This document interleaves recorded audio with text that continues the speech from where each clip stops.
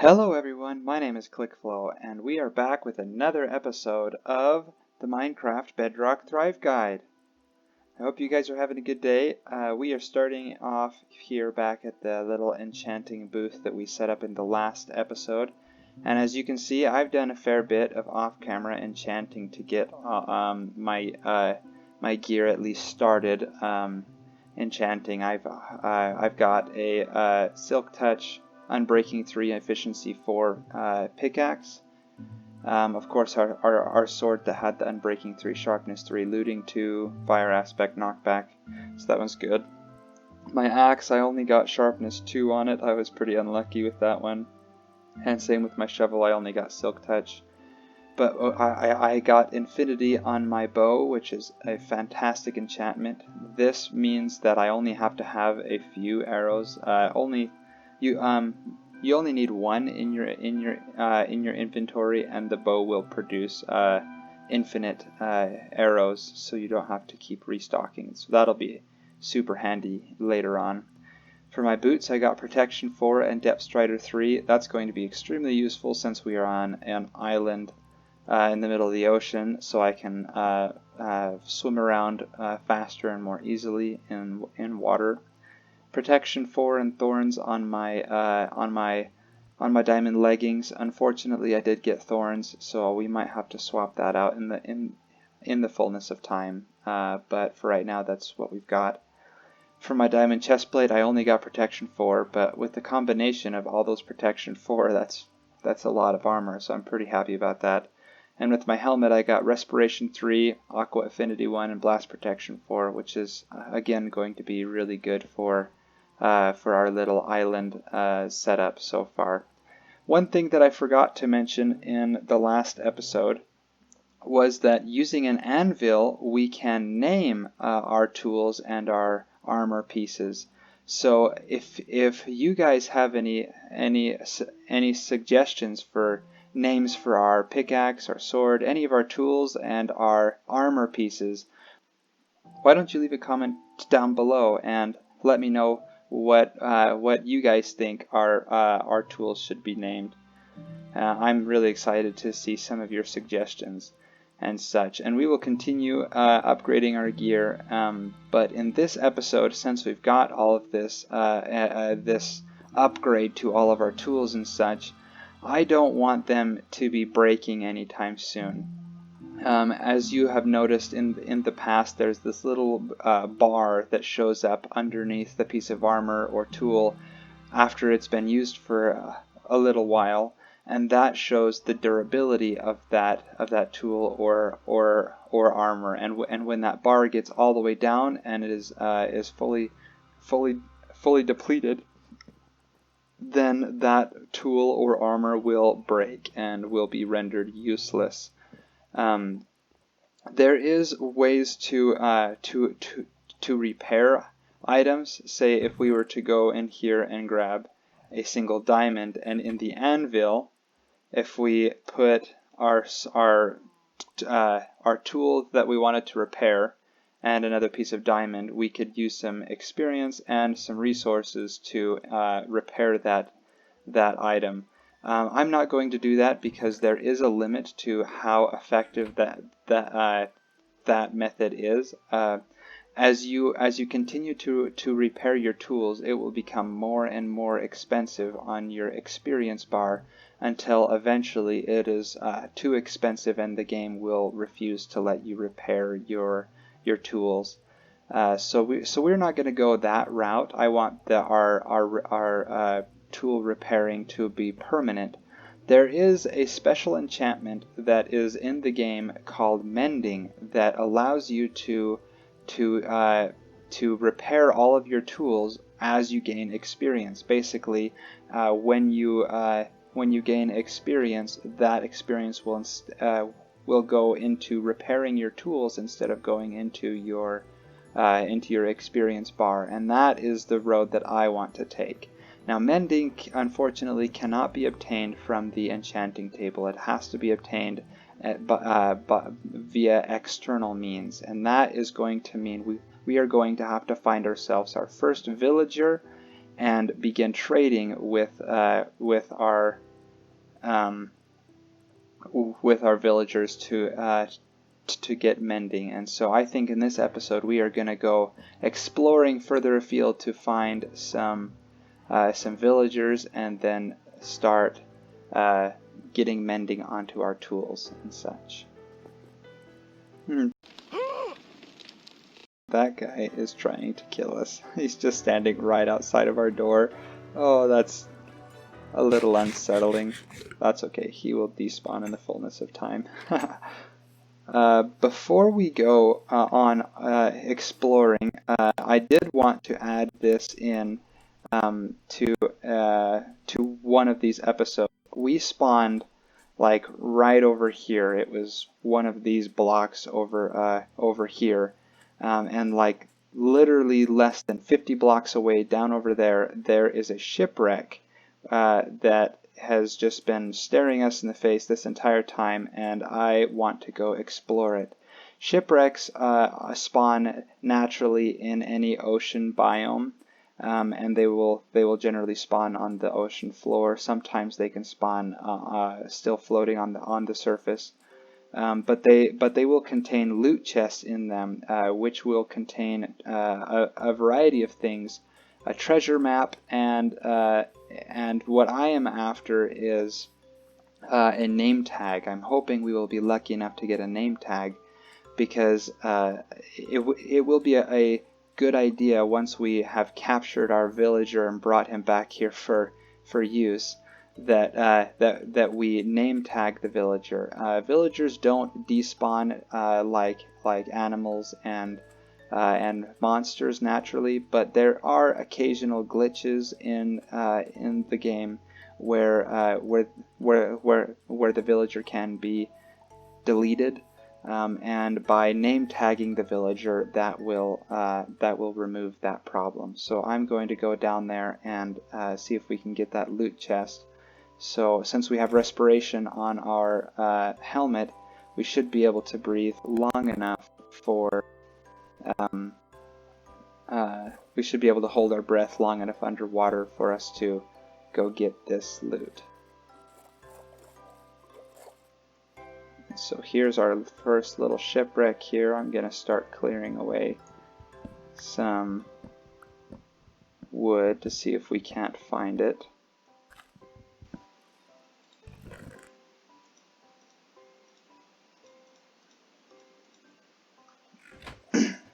Unfortunately, that didn't leave us with a name tag, but we did get a treasure map, which will possibly lead us to another chest, which will have a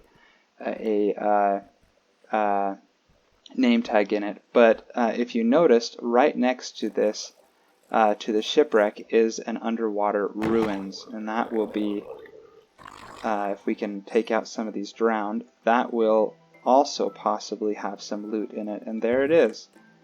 So we got a few pieces of wheat, helmet, things like that, but nothing too special. But I think we should start getting into exploring, and maybe on our way we can find that treasure that we just got a treasure map to, and we will see how this episode goes.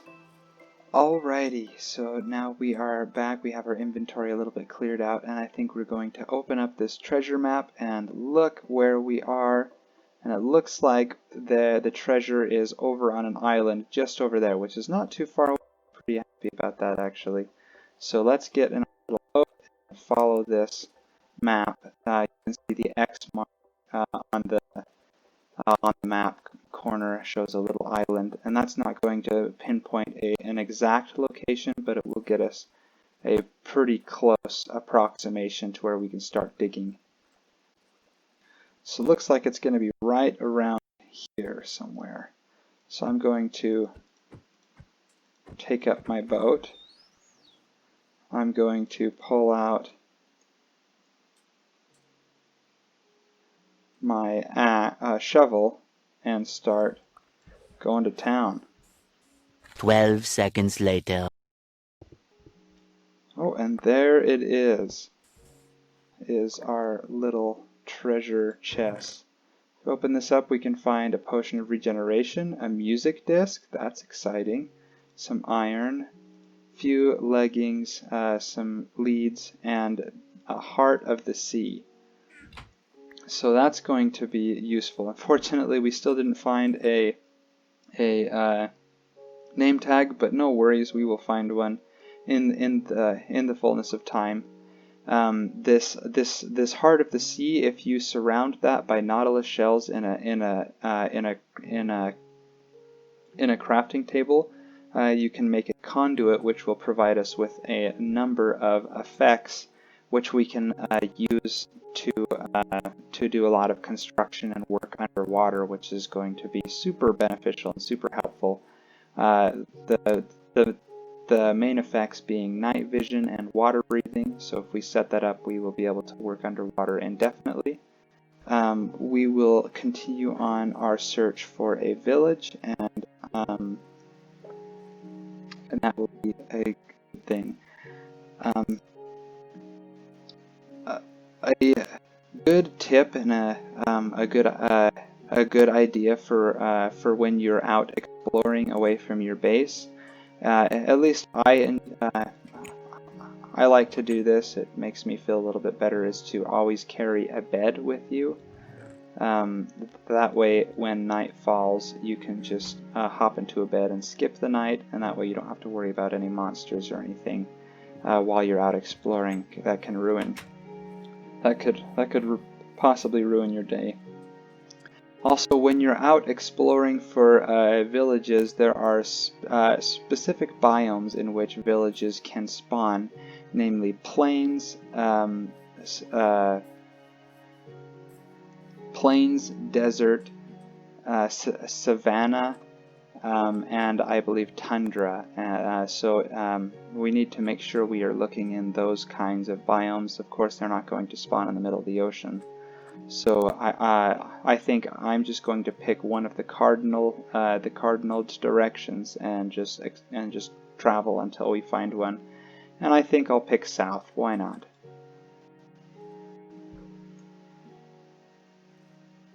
Oh, look at this, folks. This is a real treat. This is something that has been recently added since the 1.16 version, the Nether update. This is what's called a ruined portal frame, and you can see that there is some netherrack floating around here with some magma blocks and some other things that you can normally only find inside of the Nether, and it shows you a little bit of it gives you a little bit of a hint as to what the Nether portal will need to look like for you to access it. And these can have loot chests and things like that. So that is really quite neat. I'm seeing a structure in the distance, but I don't think it's a village. No, yeah, I think it is a desert temple. So these are also structures that can spawn inside of deserts. They are little structures that can contain loot as well. We're finding all kinds of things in this episode. Sorry, it's probably a little packed, but this will be good for us to maybe find a name tag. But as you can see there, just little structures in here. It might be a good idea to get some torches and to light up the place, because you don't want any hostile mobs spawning while you're exploring. And you would just come in here through the front door and you would think, oh, well, it's just an empty room, there's nothing else. But if you start taking up the sides, you can notice there's a hole down there with a bunch of chests, and wow, that is something special. This episode really is just jam-packed full of exploration. This is neat. You don't want to go just jumping in there, because there is generally a pressure plate at the bottom with some hidden explosives underneath, which will end your day very quickly. But it looks like while this was generating, a fossil generated inside of this. And fossils are extremely rare. I've personally never found one by myself. Most of the time you'll only find these by accident. That is really neat. I don't think I'm going to disturb this yet. I think I'm just going to leave it there. But I will hop down here, and as you can see underneath this is some TNT, and I'm going to pick all of that up because you never know when explosives might come in handy. And it looks like it's bordering right here next to a jungle. There's some ocelots and some bamboo, and that will be some great times in the future. I don't think we will explore too much in there because we are looking for a village, and they won't spawn inside of a jungle. But as you can see, there are pandas and ocelots, and there's some fun things for us to explore, but I think we will cover that in a future episode because I think this episode's already going to be packed full of a lot of different things. But we will keep exploring in the southern direction. Looks like we are coming up on an acacia biome. I think I called them savanna earlier. Acacia is the same thing. But we do have a chance for a village to spawn in acacia biome, so hopefully we're lucky here. I don't want to travel too far. As you can see, we're already about 600, 700 blocks out, but we will keep an eye out for any structures, any villages that might spawn in the distance. Oh, and look at that! We are pretty lucky. They're only about 1,000 blocks out. There is an acacia village that has spawned just right over here, and that is perfect. And it looks like a pretty decently sized village too, which is perfect for us.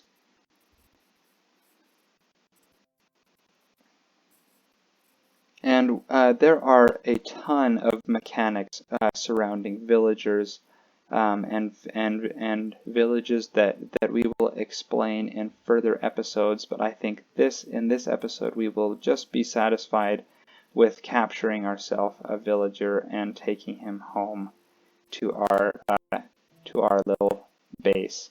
Now this guy right here, we do not want to take him. He is what's called a village nitwit. Basically it means that he cannot obtain a profession, and therefore we don't want him because we can't trade with him. But any one of these guys that has one of these looks, this guy here is a leather worker, I think, yep, and then the other guy was a blacksmith, I think, something like that. Occasionally in villages that are decently large, you will see these guys roaming around. They are iron golems. They're kind of like the bodyguards for these villagers, and they do pack a punch. So if you attack one of those guys, it'll probably be one of the last things that you ever do. So I wouldn't recommend it. But we're just going to use the same method we used to transport some of those animals in the second episode, and just trap one of these guys in a boat, and then we will take him home via a lead. So just like that, and then we can throw a lead onto that guy and then just wheel him all the way home. Alrighty, it is morning again, and it looks like another villager wandered into our little trap, and I think that is fine. These guys will breed and make more villagers as long as there are empty beds around, so I don't feel bad taking those guys away from their little space. But I'm going to try and put a lead there, and I'm just going to do the long, painstaking process of dragging these guys home. 75 years later. And here comes our house rendering into sight, and that is a good sight. Oh, I am excited to have some villagers and to bring them back to our own very base. Oh, that's exciting. And perfect, we have ourselves 2 villagers. Great. So I think I'm going to get them settled after I sleep the night away. And I think I'm going to put one of the villagers, the one that we're going to turn into our mending villager, into a little setup here where we can give him some space, but make sure he can't get out. And then the other one, I think I'm going to make him one of our guests here. We're going to sit him down in one of these seating areas, and then he can be somebody who's attending one of these tables. Maybe I think that would be kind of fun. But I will get that situated. So now we are just waiting for these guys to unlink from their previous professions and link to this workstation here, this lectern and this little cell that I built up here. That only happens at a specific time of the day when they want to work at their workstations. When they realize that they can't work there, they will unlink to their current profession and link up to a profession where they are able to work. So here's hoping that if we wait around long enough, one of these guys will turn into a librarian and wander his way upstairs.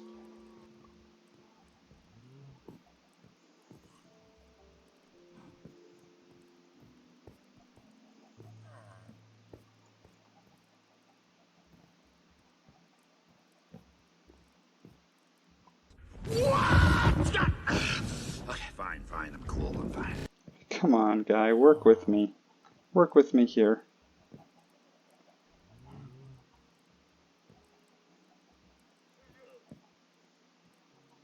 You gotta move out of the window well, or else I can't help you.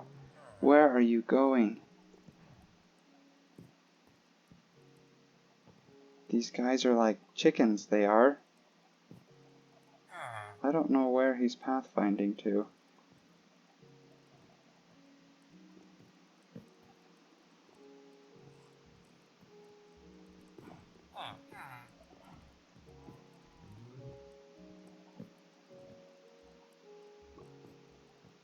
Stop going up there, guy.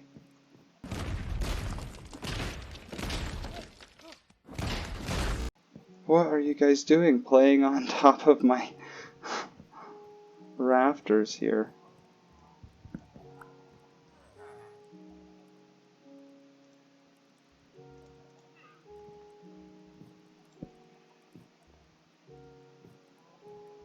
Now go work at your station. Go do your job.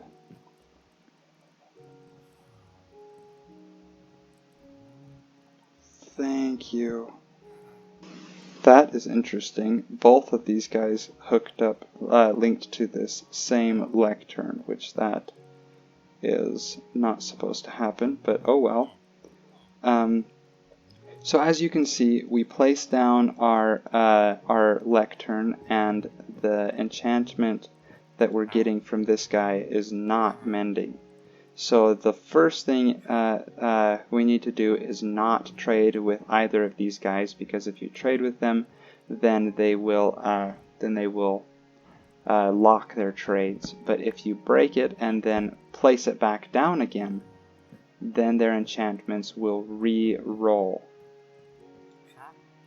And now, as you can see, that is changed to trading a bookshelf. Unfortunately, this guy is not changed, which I am really confused about. Oh well, we will keep working at it until we can find a mending villager. Finally, we have been rolling and re-rolling this guy's trades over and over and over, and we finally got a mending book for 22. 22 emeralds. That's kind of expensive. I have been able to get mending books down to as low as 16 emeralds, so I think I'm going to keep re-rolling and see what we can get. But that is proof of concept that we can at least get mending if we continue to re-roll his trades. But here's to hoping that we can get something a bit cheaper than 22 emeralds. That's going to take quite a while to get all of our gear. Now that is what I'm talking about. Look at that. I didn't even know they went down that low. 14 emeralds for mending. Ooh. I need it! I am excited. Holy cow. Wow, that's awesome. So I'm not going to touch anything. I'm just going to run over and grab me some paper. Where's that crafting table? And I'm going to trade with this guy to lock in his trades. What a champ. What a guy. 14 emeralds for mending. Let's do it. So now that I've traded with him, his trades are now locked in, and he will always have those specific trades, even if we were to break this here lectern and stuff. But wow, I'm stoked. We might have to do something about him hiding in the corner so I can't talk to him. But 14 emeralds for one one mending book. I am pretty excited. So I'm going to go to my sugarcane farm and get all the sugarcane out of there and trade as much paper with this guy as I can, and see if we can claim our first mending book here on the Bedrock Thrive Guide. Boy, am I glad that I built that sugarcane farm, because that was honestly really easy to get all of those emeralds, because that has been pumping out the sugarcane, and now we've got some bamboo in there, and it'll start pumping out the bamboo.